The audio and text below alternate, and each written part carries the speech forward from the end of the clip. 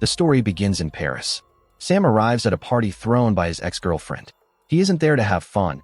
He only wants to get back his old music tapes. His ex tells him to wait for a while because she's busy talking to her guests. Sam sits quietly in a corner, feeling awkward and out of place as everyone else dances, drinks, and laughs.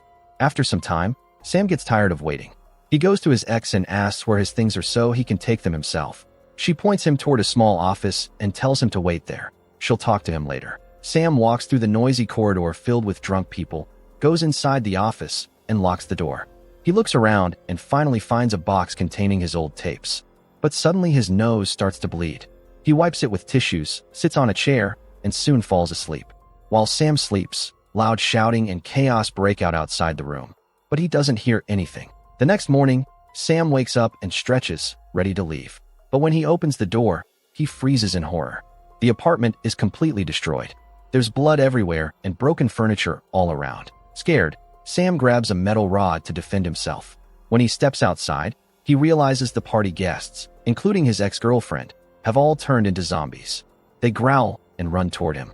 Sam quickly slams the door shut and locks it. Looking out of the window, one family tries to drive away, but the noise of their car horn attracts zombies who surround and kill them. Sam realizes Paris has completely fallen apart. He searches the jackets and bags left behind by the party guests. Sam cautiously opens the door and leaves the apartment. He goes up to the rooftop to look around, hoping to spot any survivors. But the city is empty. No people, no police, no helicopters. Only silence and the distant growls of the undead. Sam decides he must do whatever it takes to survive. First, he starts cleaning the blood-covered rooms.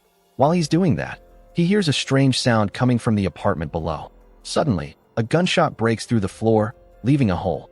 Curious, Sam peeks through the hole and sees that the old man living downstairs has shot himself. Sam uses a metal bar to widen the hole, climbs down. Sam searches their kitchen for food, grabs their gun, and takes all the bullets he can find.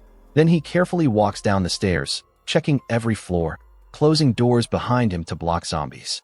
When he reaches the main entrance, a group of zombies notice him and rush forward.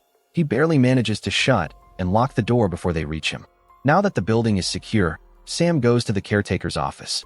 There, he finds the master keys to all the apartments and a can of tuna, which he eats instantly. He also collects tools, batteries, and anything that could help him survive. Then he organizes the apartment keys by number and begins exploring each room. The first apartment he enters has a zombie family inside. They attack him, but after a struggle, Sam pushes them off and runs out, locking the door and marking it with a big X to never enter again. He continues checking other apartments. Luckily, most are empty. He collects food, water bottles, and even a paintball gun. Being a musician, Sam is excited when he finds an MP3 player, some old cassettes, and a full drum set. As he's finishing, he suddenly hears the elevator moving. When it stops, a zombie stands inside the cage, staring blankly. Since it isn't aggressive, Sam doesn't kill it. That night, Sam eats his meal while listening to his old music tapes, feeling both nostalgic and sad. The next day, he watches zombies wander in the streets below. Then he organizes all the food he has gathered, writes everything down in a notebook, and begins rationing supplies. Using the dirt on a window, he draws a calendar grid and starts marking each passing day. To fight stress, Sam plays the drums loudly, but this attracts zombies to the window, banging on the glass. He stops quickly, terrified. Days go by. Sam keeps himself busy, cooking small meals, marking days, exercising, and watching the empty city from the roof at night. Using his paintball gun, he starts shooting at zombies below for fun. He also records random sounds, from objects, doors, and pans, and mixes them into music to pass the time. One day, he notices a terrible smell. He realizes it's coming from the apartment below. The old couple's bodies are rotting. Sam carefully moves them to their balcony, but he can't throw them away like garbage. Instead, he places them together on their bed, covers them with sleeping bags, then seals the door with tape. Later, while showering, the water suddenly stops. The building's supply has run out. That night, Sam dreams that a horde of zombies breaks into his room and eats him alive. He wakes up screaming, realizing it was only a nightmare. The next morning, Sam adds exercise to his routine. He runs laps through the hallways with music playing in his ears. When he passes the elevator, he stops and jokingly shakes the zombie's hand, naming him Alfred. A few days later, rain finally falls. Sam rushes to the rooftop, placing pots and containers everywhere to collect water. He washes himself and feels refreshed. Then he sits near the elevator, smoking a cigar and talking to Alfred like an old friend. He admits that the hardest part is not knowing what happened to his family. Later, while looking out the window, Sam spots something unbelievable: a cat walking on the street. Excited, he runs downstairs, opens the main door carefully, and checks for zombies. Then he opens a can of tuna and calls the cat, who hides under a car. But a sudden noise startles it, and it runs away. Sam follows quietly, sneaking between cars. But a zombie notices him and attacks, kicks the zombie away, sprinting back to the building and locking the door behind him. Then he notices blood dripping down his leg. He's been bitten or cut. Panicking, he cleans the wound and sits before a mirror with his gun, ready to shoot himself if he turns into a zombie. Hours pass. Sam falls asleep, and the gun accidentally fires, but the bullet misses him. When he wakes up, he's still human. Relieved, he laughs out loud. Some days later, while watering plants, Sam hears noises from another building. He yells, but no one answers. He goes to the roof for a better view, but sees nothing. It's getting cold now, so he builds a pillow fort and starts a small fire to boil water. That night, he hears more noises but convinces himself it's just the wind. Sam begins to worry. His food is running out. He imagines going outside to find supplies, but fear stops him. Lonely and frustrated, he starts drinking. One night, he yells at Alfred, shouting that he hasn't seen zombies for days and that they're both alone. He spills his drink on Alfred, and the zombie suddenly shakes the cage violently, scaring Sam. Angry and hopeless, Sam throws the bottle at the wall and runs away. To fight loneliness, he plays his drums again. The loud music brings zombies back to his window, banging hard as Sam screams in madness.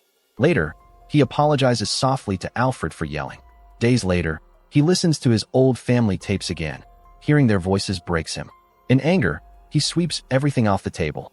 That night, he hears a sound at the door. Without thinking, he fires his gun. When he looks through the hole, his heart sinks. He has shot a living woman. He rushes to her side, carries her to the bed, and removes the bullet, begging her to stay alive. Her bag lies nearby. Inside are a rope and a hook. The next morning, Sam wakes up to a miracle. The woman is alive. He feeds her pigeon soup and learns her name is Sarah. She explains she has been surviving by jumping from building to building with her hook. She's seen a few survivors, but says most have gone crazy. Zombies can't climb well, so she never stays in one place for long. Sam tells her the building is safe, but Sarah warns him the gunshot drew zombie attention. Eventually, they'll break through the main door. Later, Sam takes Sarah on a walk through the building. When they pass Alfred, she screams, but Sam laughs and says Alfred would never hurt them. They spend time together, making music and talking. Sam feels happy again, but food runs low. Sam decides to enter the apartment marked with an X. He cuts a hole in the door and shoots the zombies inside, clearing it. He collects the leftover food and returns to his apartment, but Sarah is gone. He searches everywhere and finds her on the roof, preparing to jump across to the next building. Sam pleads with her not to. It's too dangerous. But Sarah insists they'll die if they stay. She storms away, ignoring him. Sam realizes the painful truth. Sarah never really woke up. She died the night he shot her, and everything since has been his imagination. When he enters the room, her dead body still lies there. Crying, Sam holds her hand and covers her gently with a sheet. He finds her camera and looks through the photos. There are pictures of her family and one shocking photo of himself on the roof, proving Sarah was real once, but he's been hallucinating her presence. Accepting that he's losing his mind, Sam decides it's time to leave. He burns all his old music tapes, packs Sarah's bag, and heads to the roof. Before escaping, he decides to free Alfred. Surprisingly, the zombie doesn't attack and simply walks away. Suddenly, the burning tapes trigger the fire alarm. The loud noise draws hundreds of zombies, who break through the main door and storm the building. Sam shoots many of them, but there are too many. He runs, climbing into the elevator shaft and pulling himself upward as zombie hands reach for him. He enters an empty apartment. The place is filled with zombies, but the thick smoke helps him move unseen. Finally, he reaches the roof and uses Sarah's rope hook to throw across to the next building. A zombie charges at him, and Sam jumps just in time. He crashes into the wall, barely hanging on, then pulls himself up. When he reaches the other roof, he breathes deeply. Looking at the ruined city below, Sam finally hears faint noises, voices, or maybe gunfire, far away in the distance. A small smile forms on his face. For the first time in a long while, Sam has hope. Maybe he isn't the last man alive after all.